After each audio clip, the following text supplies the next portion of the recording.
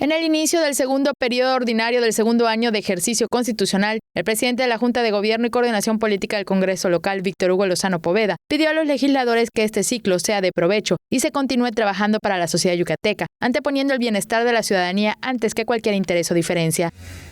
Damos inicio a la segunda mitad de la responsabilidad que hemos asumido en el Poder Legislativo, la cual nos fue conferida por la ciudadanía hace ya año y medio.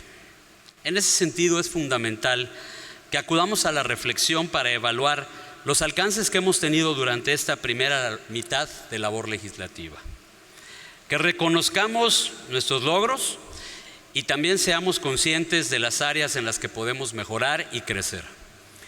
Hemos trazado un camino que nos ha llevado a la consecución de logros importantes para Yucatán. El legislador expresó que los puntos a trabajar como parte de su agenda legislativa serán el fortalecimiento del sistema de seguridad, la mejora en proceso de impartición de justicia, la consolidación de la certeza jurídica en la inversión y la innovación de las propuestas a beneficio de los derechos de la mujer, niñez y adolescencia.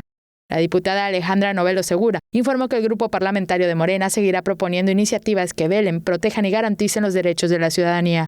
El diputado Crescencio Gutiérrez González, de Nueva Alianza, resaltó que hay nueva oportunidad de continuar trabajando y contribuir con el desarrollo del Estado.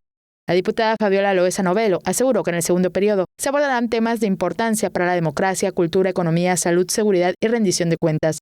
La diputada de Morena, Yasmín Villanueva Mo, manifestó que en los 4 meses de trabajo se legislará y resolverán los problemas más urgentes de la población yucateca. Como parte de los asuntos en cartera, se aprobó por mayoría la propuesta de acuerdo de los integrantes de la Junta de Gobierno y Coordinación Política del Congreso de la glosa del cuarto informe de gobierno. Tele Yucatán te informa.